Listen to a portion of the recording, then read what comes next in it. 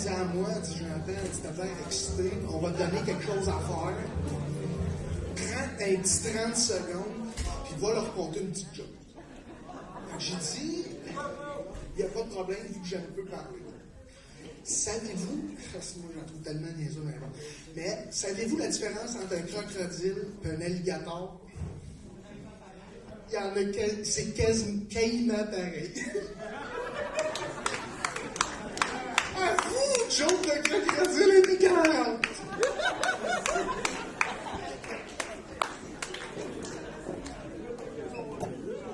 Je ne pouvais pas l'empêcher de parler. C'est bien.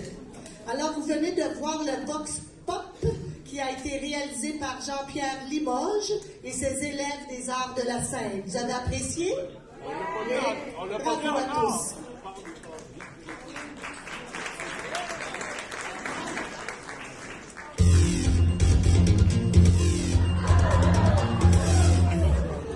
Bonjour, bienvenue à tous. Ici Stéphanie Lepage, directement de l'Envol, et on fait aujourd'hui un Vox Pop. Alors, on va aller rejoindre immédiatement, sans plus tarder, M. Apollon Laurando. Bonjour, ici Apollon à la salle de jeu de l'Envol. Vicky Gibault. Qu'est-ce que vous aimez le plus à l'Envol? Ce que j'aime le plus à l'école, c'est les amis, la cafétéria, parce qu'il y a super beaucoup de monde, plein de gens sociaux, puis c'est ça, le réseau social finalement, qu'il y a à l'école. Oui, et je m'appelle Brigitte La Tendresse. Qu'est-ce qui vous a motivé à retourner à l'Envol? Pour aller chercher un métier plus payant que de travailler au salaire minimum. Et j'étais vraiment décidée à finir mon secondaire 5. Bonjour Apollon, je m'appelle Annie Gendron. J'aime aussi beaucoup les gens qui organisent des choses parce qu'on a fait vraiment des belles activités. Moi, j'ai 44 ans et je suis déjà venue à 20 ans, puis il n'y avait rien qui se passait ici. Alors, de mon côté, si vous voulez venir avec moi, on va aller à la salle de repos, poser quelques questions. Alors, on arrive. Et voici la salle de repos de l'Envol. C'est quoi ton nom? Vincent Laberge. Ton âge? Mon âge, j'ai 26 ans, je m'en vais sur les 27, le 28. Qu'est-ce que vous aimez à l'Envol? Qu'est-ce qui vous motive? J'adore la musique. Qu'est-ce que vous pensez du personnel qui travaille ici, les professeurs? En fait, j'ai vraiment adoré les enseignants ici, ils sont flexibles à l'écoute de leurs étudiants, justement, sont souriants, j'ai beaucoup aimé les enseignants ici. Est-ce que vous avez des projets d'avenir? Oui, j'aimerais devenir pharmacienne. Maintenant, nous allons aller rejoindre Stéphanie Brissette. Bonjour, nous sommes en direct à la crêperie de l'Envol. Votre nom? Marc-Olivier Lorrain. Bonjour. Ça serait pour savoir, qu'est-ce que vous appréciez du personnel de l'école ici? Leur professionnalisme et leur capacité de s'adapter avec chaque élève. Merci beaucoup. Chloé Larivière. Moi, dans le fond, c'est vraiment tout l'aspect, dans le fond, qui nous montre, ils prennent le temps de nous montrer, puis de plus nous écouter, dans le fond. Je vais à l'école, mais je donne toutes mes forces pour venir à l'école et faire mes travaux à la maison. Alors, merci à tous pour ce Vox Pop. La FGA est en fête.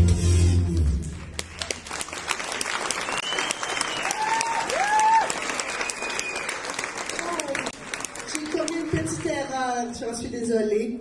Vous venez de voir le Vox Pop qui a été réalisé par Jean-Pierre Limoges et ses élèves des arts de la scène.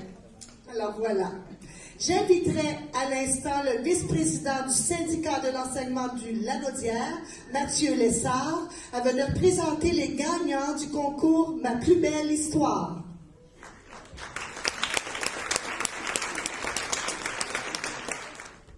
Bonjour tout le monde, vous allez bien? Oui?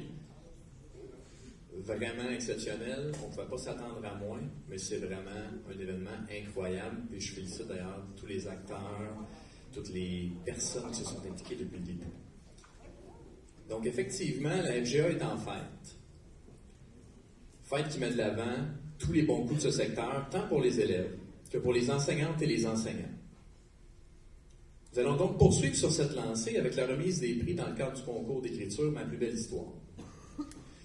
Depuis 15 ans, la Fédération des syndicats de l'enseignement, ainsi que la Centrale des syndicats du Québec, s'efforcent à faire rayonner les perles des élèves qui proviennent de tous les horizons, tant en francisation qu'en alphabétisation, qu'en présecondaire, qu'en FBC ou en FBD, qu'en IS ou en ISP, en service d'entrée en formation, en préparation à la formation professionnelle ainsi qu'en préparation aux études de post-secondaire. Ces perles, soutenues par les enseignantes et les enseignants dévoués des centres, qui sont évidemment à pied d'œuvre afin d'offrir le meilleur d'eux. Depuis 15 ans, le concours ne cesse de prendre de l'ampleur à la grandeur des centres où les syndicats sont affiliés à la FSA. Pour vous donner une idée de l'ampleur de la reconnaissance du concours, ce n'est pas moins que 7500 textes qui ont été soumis depuis le début de ce concours. Au niveau local, la quantité des textes ne cesse de croître, ainsi que leur qualité. D'ailleurs, cette qualité-là est aussi reconnue et partagée à la grandeur du Québec. Au niveau national, pas moins de 50 textes figurent au recueil, et nous avons eu l'honneur, cette année, de voir 2 des 50 textes être reconnus. Donc, je vous invite bien évidemment chaleureusement à féliciter les récipiendaires, accompagnés de leur enseignante. Dans un premier temps, M. Jake Derico, du pavillon L'Envol Montcalm à Saint-Lin, récipiendaire en FBD, 2e cycle, soutenu par Mme Josée Guindon.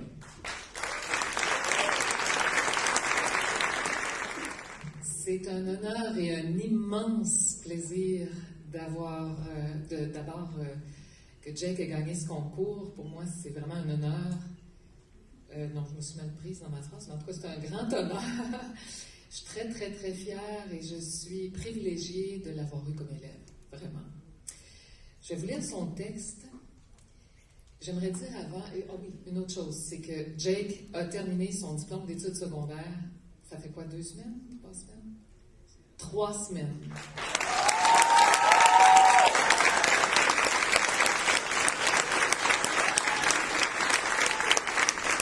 Et il s'en va en art visuel et je dirais qu'il a le sens artistique à tous les niveaux, l'écriture aussi. Donc, l'amour rend malade. À l'aide. Ce sont les premiers mots qui me sont venus en tête. Je dois être malade à l'aide. Tout a commencé lorsque j'étais revenue à l'école après une longue fin de semaine de 4 jours. C'est alors que je l'ai vu, lisant un livre dont le titre m'a échappé.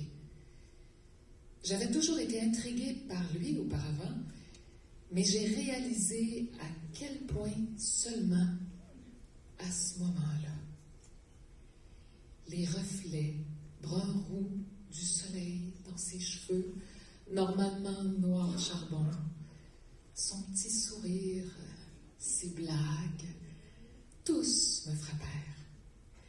Même cet air rêveur qu'il pouvait prendre lorsqu'il était seul. À cet instant, exactement, j'ai compris que quelque chose n'allait pas chez moi. Et j'ignorais à quel point. J'ai donc commencé à le regarder plus souvent. Peut-être que je pourrais comprendre cette fascination qui semblait m'habiter. C'est environ dans cette période également que j'ai débuté des manœuvres d'évitement et de retraite pour ne pas avoir à lui parler. J'ignore toujours ce que j'aurais pu lui dire autrement. Étrangement, au lieu d'ignorer mon comportement comme prévu, il s'est mis à être plus insistant pour que je lui parle.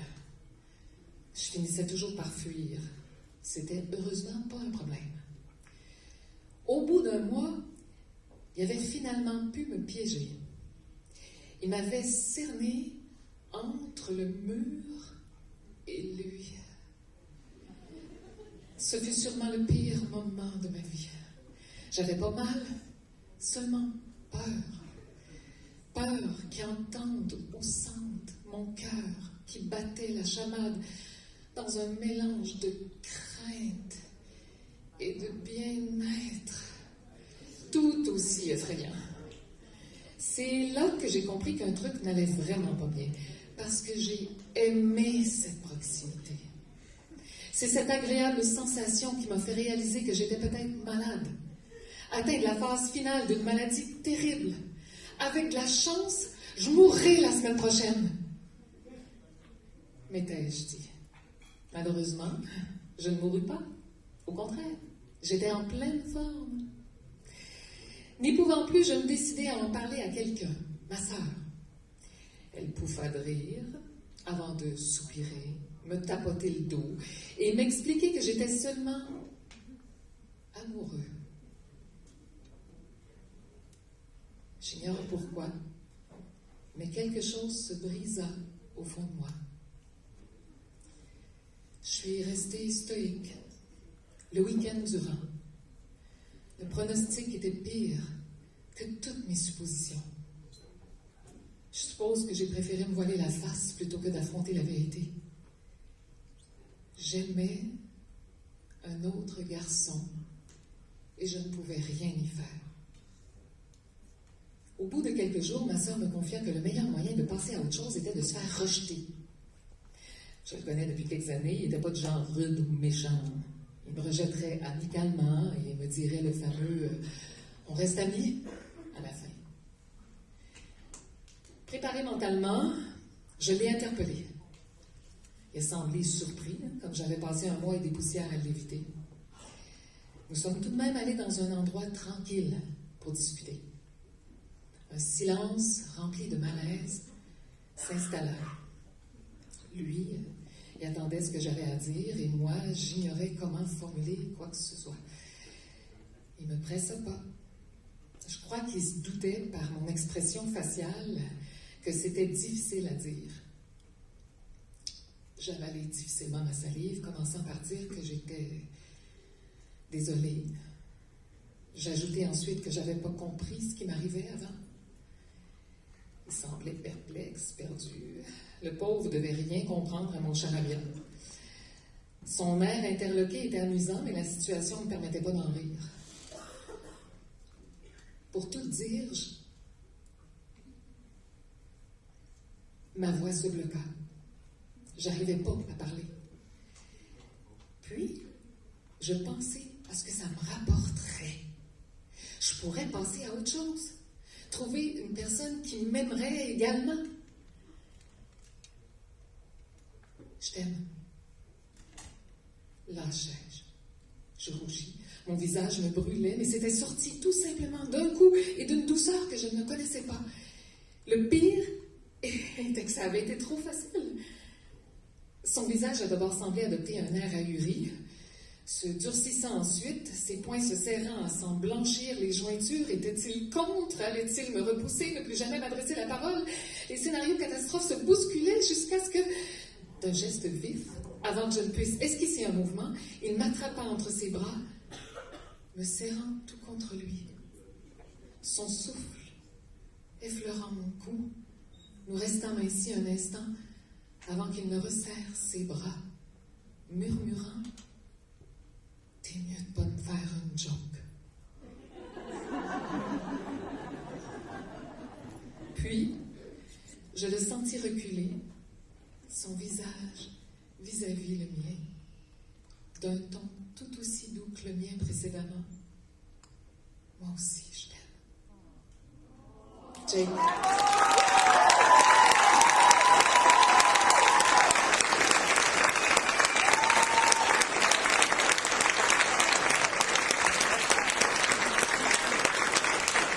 Une dernière petite chose. Je veux juste dire à Jake qu'il a réussi ce que beaucoup d'auteurs essaient de faire, c'est-à-dire parler du très intime et du fait de parler du très intime, le rendre touchant et universel. Bravo.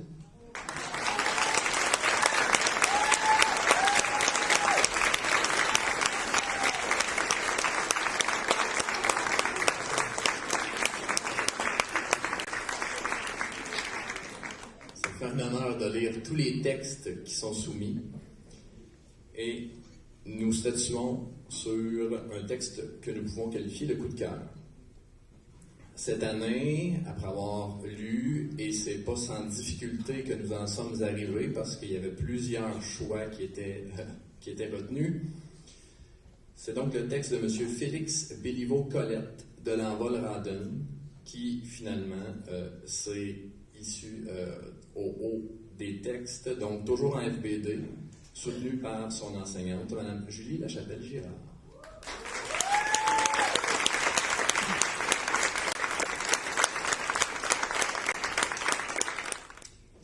Bonjour. Aujourd'hui, je vais avoir l'immense privilège de vous lire le texte de Félix Béliveau-Colette, un extrait du texte qui s'appelle « Coupable d'être né ailleurs ». Ma vie a basculé le 13 janvier 1915 durant la Première Guerre mondiale. C'était le jour de mon entrée au camp de concentration de Spirit Lake en Abitibi. Nous étions environ 150 immigrants à être déportés ce jour-là. Pour seul crime, être originaire de pays ennemis. En arrivant au camp, le soleil à l'horizon nous aveuglait. Le bruit provoqué par nos pas dans la neige brisait un lourd silence qui semblait régner sur l'endroit. La température était glaciale et des vents violents pinçaient nos visages abattus. La nature nous faisait comprendre qu'il était inutile d'essayer de s'enfuir.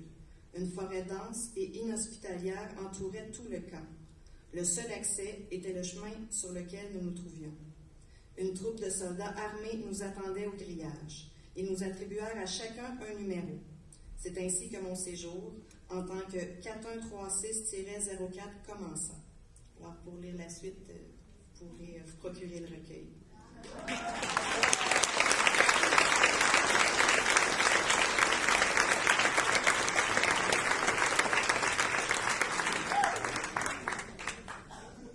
Donc, merci, en espérant pouvoir en lire davantage l'année prochaine.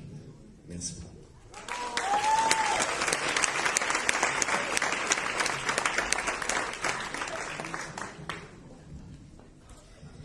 Merci. Je voulais vous dire que l'intégralité des 3 textes se trouve dans la petite salle juste ici, là, sur le mur. On a tout agrandi, là, vous pourrez le lire. On va le laisser là quand même plusieurs jours. Sinon, jusqu'à la fin de l'année. D'accord.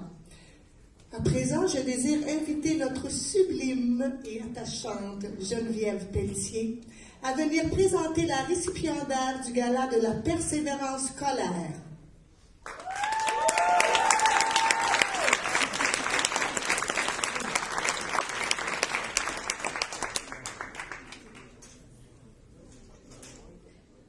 Le 15 février dernier, une vingtaine d'élèves de différentes écoles de la MRC de Joliette ont été honorés pour leur persévérance lors d'un gala. Et ici, le personnel de l'Envol avait sélectionné une élève qui est la représentation parfaite de la persévérance. Et je vous la présente, Nancy Labelle.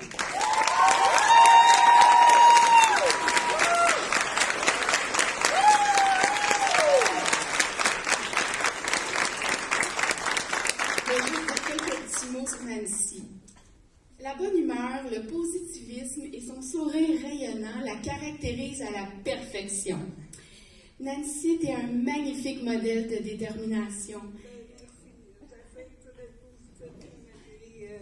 Mon handicap, j'essaie de poursuivre puis de trouver une façon d'aimer la vie malgré mon handicap, de faire tout ce qui est possible pour moi. Puis que ça soit quand même une belle vie pareille, malgré mes limitations. Fait que c'est pour ça je garde le positif à tous les autres, puis j'ai bien des amis, puis une bonne famille là, pour m'aider. Fait que c'est ça. Pour conclure, Nancy, je veux dire que tu prouves à tous qu'avec une attitude positive et persévérante, c'est la clé pour réussir sa vie. Bravo Nancy, bravo.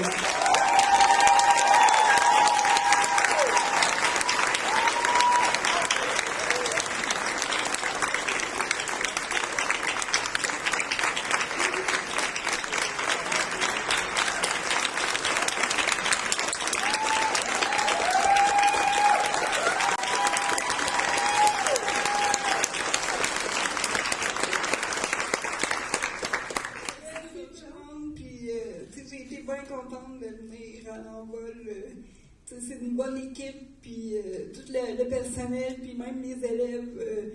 J'ai eu une belle expérience là, durant les années que j'ai été là. Puis je garde un bon souvenir de tout le personnel, puis de tout l'envol, puis les élèves. Fait que je vous remercie tout le monde. Bonne fin de journée.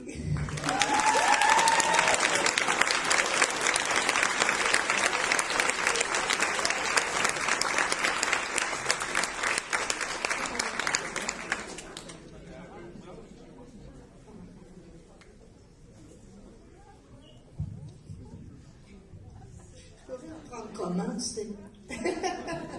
Merci, gentille Stéphanie. Un autre concours prestigieux a été chapeauté par le syndicat de l'enseignement du Lanaudière. Il s'agit du concours Maman va à l'école. Invitons M. François Brault, président du CEL, accompagné par M. Richard Desjardins, directeur du centre multiservice, à monter sur la scène.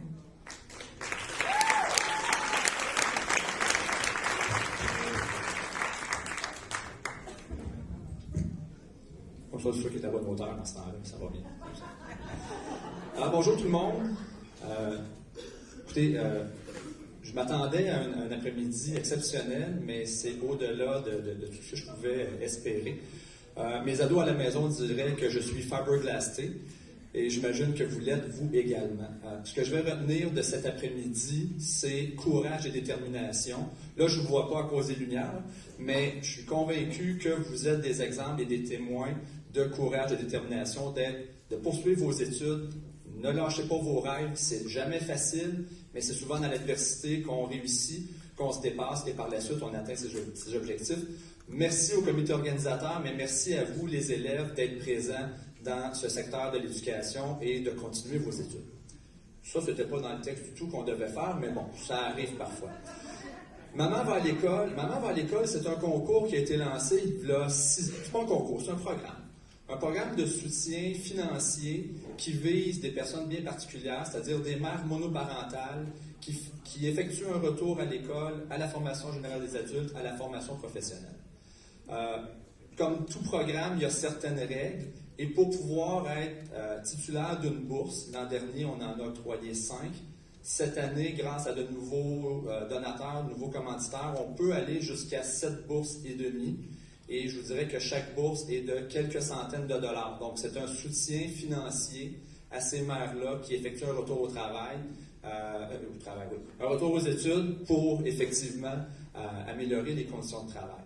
Le programme, la date limite pour soumettre vos candidatures, c'est le 30 avril. Cette année, je ne sais pas si, parce qu'il y a moins de mamans qui sont aux études actuellement ou parce que l'information ne s'est pas rendue, mais il n'y a qu'une seule candidature qui a été soumise pour la Lanaudière. Donc, vous êtes sûrement des habitués d'Internet. Maman va à l'école. Les formulaires sont sur le site. Vous devez demander à une de vos enseignantes ou un de vos enseignants de vous parrainer, de vous aider. Il y a quelques documents à fournir. Mais si vous êtes visé par ce concours, n'hésitez pas. On aimerait pouvoir vous remettre le 14 mai prochain une bourse pour soutenir vos efforts et soutenir votre détermination. Donc voilà, c'était le petit clin d'œil que je souhaitais faire cet après-midi. Merci.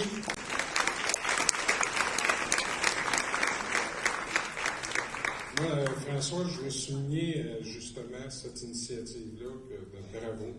On sait que souvent, le retour à l'école, il y a on a eu les exemples aujourd'hui de plein de gens qui rencontrent des difficultés, qui ont des difficultés à remonter.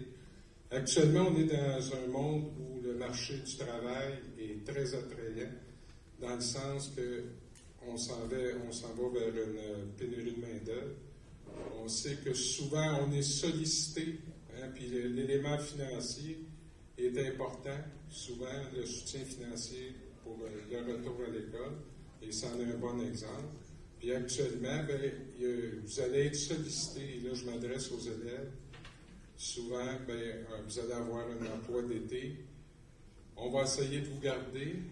Je vous dirais qu'actuellement, ce que vous faites, c'est un investissement pour le futur. Et je vous garantis que cet investissement-là va rapporter à long terme. Tandis que des fois, un emploi précaire va vous satisfaire seulement que pour un petit moment. Donc, je vous invite à persévérer et à aller jusqu'au bout de vos rêves. Ben, merci et bravo pour l'initiative.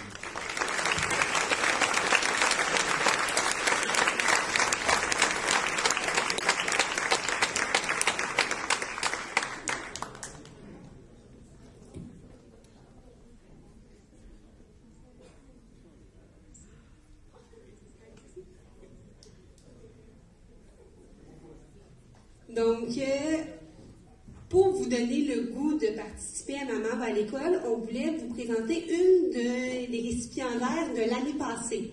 Donc, la bourse de 2018. Donc, ça va pouvoir m'aider? 2017, excusez-moi. Donc, la bourse de juin 2017, c'est une élève qu'on a ici à l'Envol Joliette, qui est ici depuis environ un an et demi. C'est une élève qui est un véritable rayon de soleil. Elle est magnifique.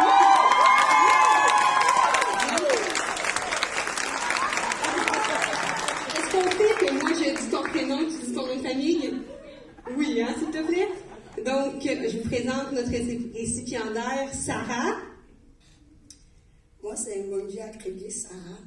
Je voudrais remercier Stéphanie et Eris Soriol qui m'ont beaucoup soutenue pour pouvoir avoir cette bourse. Avec cette bourse, je me suis acheté une horloge, j'ai affiché dans mon salon pour que je sache qu'il est l'heure pour partir à l'école.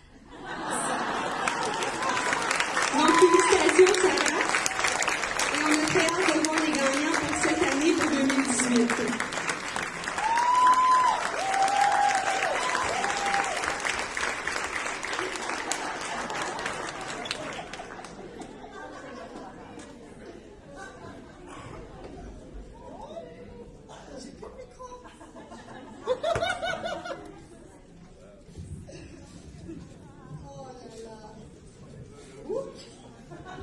Je vais regarder comme ça, tu vois.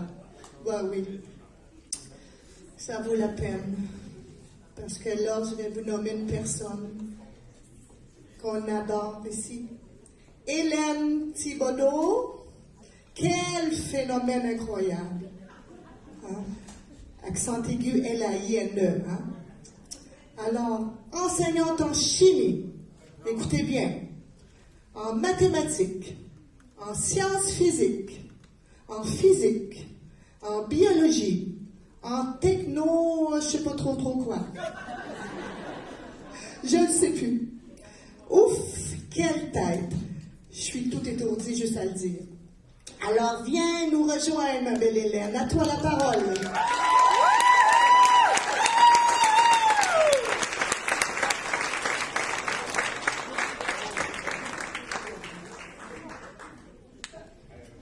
Bonjour, je ne sais pas si tous me connaissent, mais je vais me représenter, même si Diane m'a déjà dit mon nom. Mon nom, c'est Hélène Thibodeau.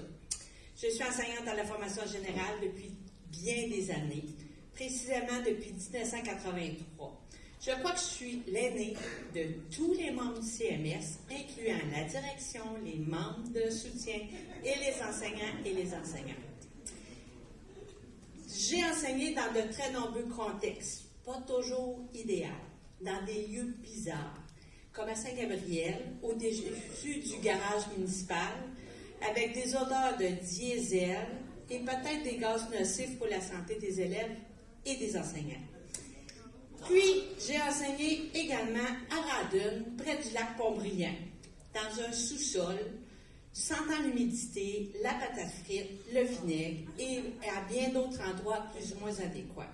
Mais depuis les années 2000, je suis ici et c'est un endroit vraiment bien adapté pour l'enseignement et pour la formation générale des adultes, dont la formation individualisée.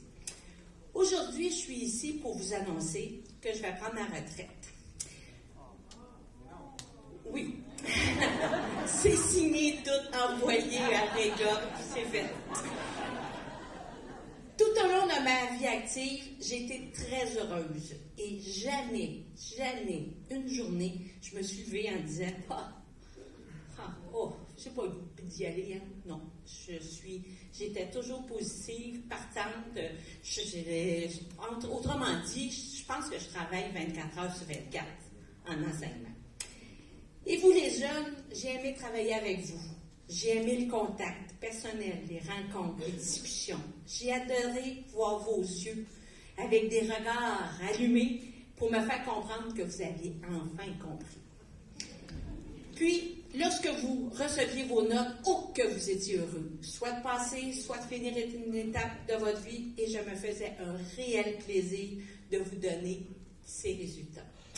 Durant ces années, j'ai été presque toujours une déléguée, représentant les enseignants et les enseignantes à la direction, au CMS, à la commission scolaire, même à la CSQ. Je m'excuse pour les dérangements apportés, mais je savais qu'il y aurait toujours un suppléant pour me remplacer. Mais toute démarche que j'ai faite était toujours pour une meilleure vie dans les centres, soit pour les enseignants et les enseignantes, ou soit pour les élèves, ou soit pour l'école au complet. Il reste bien des choses encore à apporter, à changer, mais j'ai vécu plusieurs de ces changements depuis les années 80 et il ne faut pas retourner en arrière, il faut plutôt avancer parce que la FGA, c'est votre dernière chance pour la plupart pour pouvoir faire un pas de plus vers soit le cégep, vers un DEP, vers l'université. La question à 100 $.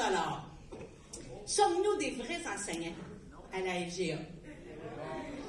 Oui, je vous répondrai moi en tout cas que oui, mais je pense que nous sommes des super enseignants qui répondent à vos besoins personnalisés de vous tous, essentiels également à la commission scolaire pour qu'elle augmente son taux de diplomation.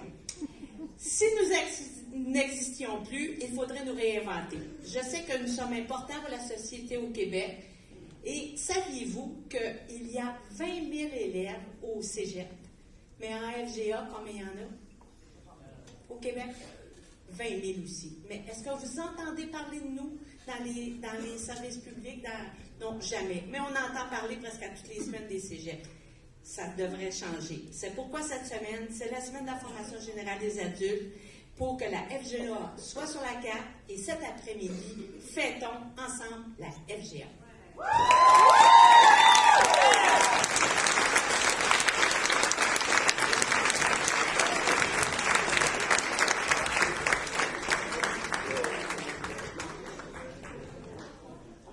Si jamais Hélène veut revenir, on va la reprendre. Hein, Hélène, as-tu compris, Hélène? Si tu veux revenir, on te reprend, volontiers. Ben, pour faire une autre matière, je sais pas laquelle. OK. Alors, là, je ne sais pas trop. Ah, il y a quelque chose qui arrive, quelque chose de fabuleux qui arrive. Wouh! Wouh! Alors, voici l'aboutissement de l'œuvre collective. Venez. Oh, incroyable. Que c'est beau. C'est beau, n'est-ce pas? Wouh! Alors, je vais céder la parole à ma belle Josée. Voilà. Merci. Bon, ben voilà, c'est l'œuvre collective là, qui va, disons, signer le souvenir, je pense, de la journée. Je voudrais vous présenter les artistes peintres là, qui ont participé à l'œuvre collective. Daniel Turcotte.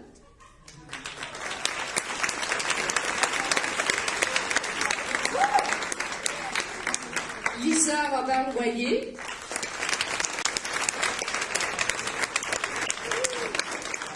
Lisa Fanning.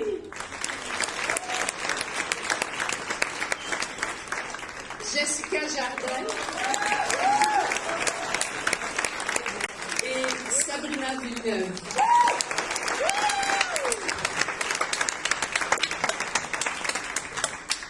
Pour vous dire, c'était, je pense, pour les élèves, pour moi aussi, là, vraiment une belle expérience, très enrichissante. Travailler en équipe aussi, parce que faire une œuvre collective, c'est aussi travailler en équipe. C'est d'être capable de créer des liens entre nous, mais par le biais de la peinture. Aller un peu sur le terrain de l'autre, et l'autre vient un peu sur notre terrain. Alors, je pense que ça décrit bien aussi ce qu'est la FGA, un entrecroisé, un châssis croisé des différentes matières. Donc, voilà, une bonne main d'applaudissements pour la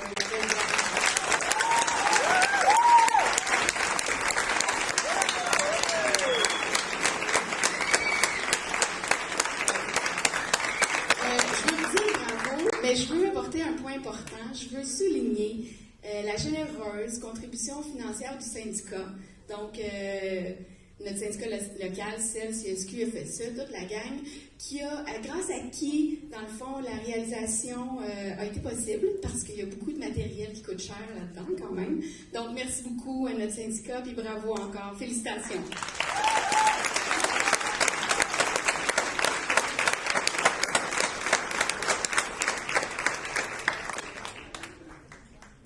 Alors, cette belle toile sera exposée dans le salon de l'Oasis définitivement. Va rester longtemps, longtemps. C'est beau. Bravo tout le monde.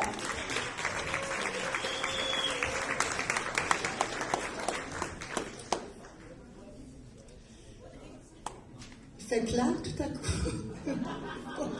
Je suis pas une œuvre, moi. Alors, le gala de la FGA se termine presque bientôt, mais pas tout à fait encore. Alors, j'inviterai les membres du comité organisateur à monter sur scène. Et je dis Hélène Thibodeau, Geneviève Pelletier, Diane Dion, Stéphanie Saint-Don et moi-même. Nous avons des remerciements à faire. Voilà.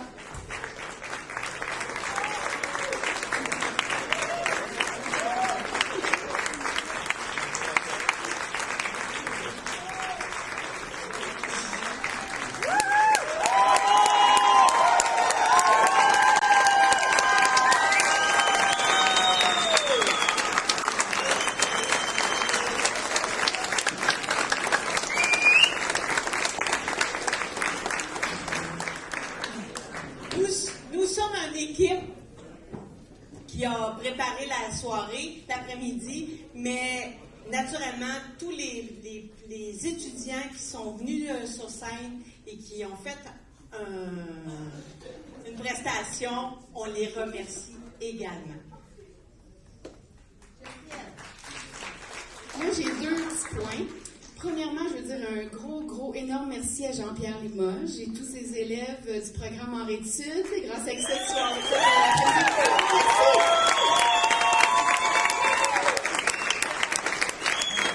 Et avant de poursuivre les remerciements, j'ai un petit clin d'œil spécial. La personne dans la salle n'est pas au courant. J'espère qu'elle ne m'en voudra pas. Il y a une autre réalité à la FGA, c'est qu'on peut enseigner dans 2 centres, et c'est mon cas. Alors, tous les matins, j'enseigne à Berthier, puis l'après-midi, j'enseigne ici à Joliette. Et ma directrice à Berthier va prendre sa retraite cette année. Alors, Madame Ferland, si vous voulez monter, juste 30 secondes.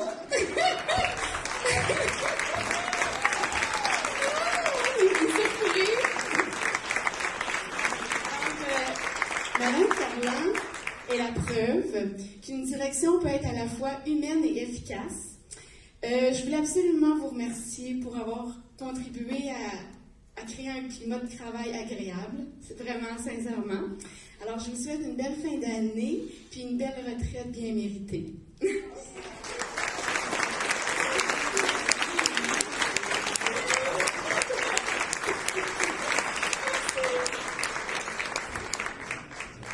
Alors moi, j'aimerais faire encore à nouveau un merci tout spécial à nos élèves artistes qui sont depuis 1 heure cet après-midi, qui sont en train de faire la toile. Un gros merci à José pour les avoir accompagnés à ce projet-là. Et la toile, comme on a dit tantôt, elle va être exposée dans l'Oasis à partir probablement la semaine prochaine. Alors, une bonne main d'applaudissements à José et à son équipe.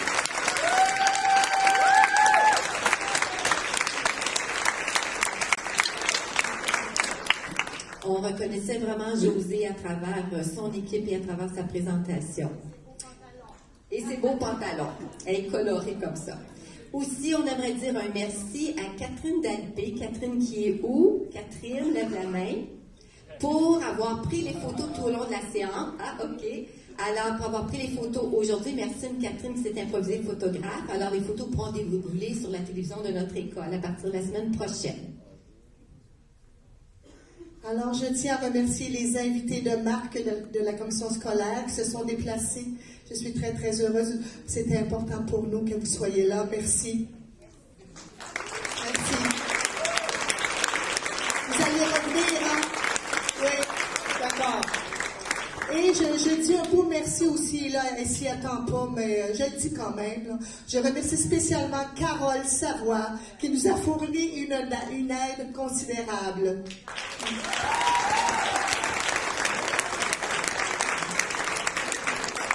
Le dernier merci, tout naturellement.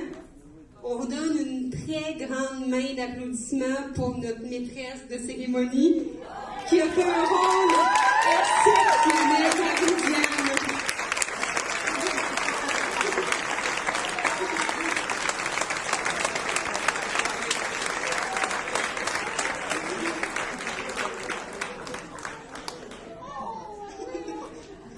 Donc, Myriam, tu t'es retenue pendant une semaine pour ne pas le mentionner à Diane. Félicitations, t'as réussi. Moi, des fois, j'ai tout le temps tendance genre, à dire des secrets. Fait que là, j'étais comme, oh non, c'est vrai, c'est chut. Donc, merci beaucoup. Ah, c'est pour ça qu'elle n'était pas comme d'habitude aussi. Non, c'est pas vrai. Alors, mille merci à tous. Merci à M. Berger, je sais qu'il n'est pas là, notre directeur qu'on aime tellement, d'avoir permis que ce gala de la FGA soit présenté. Alors, M. Berger, merci. Et puis, ce que j'aimerais là, avant tout, là, j'aimerais que tout, par-dessus tout, j'aimerais que tous les artistes, tous ceux qui ont participé, qui viennent nous rejoindre sur la scène, et puis on va les applaudir tous, et ensuite, nous allons vous quitter. Merci.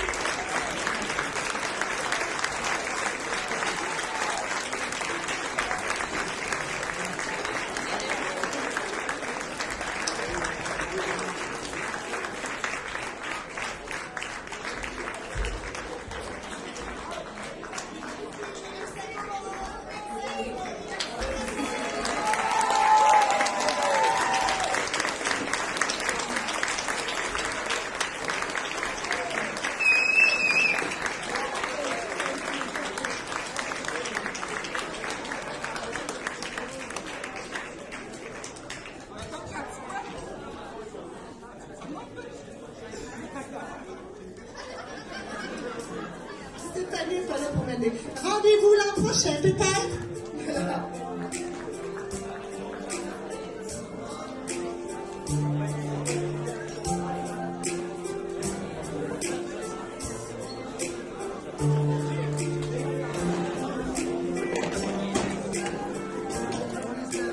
Ça aurait pu pogner l'autre.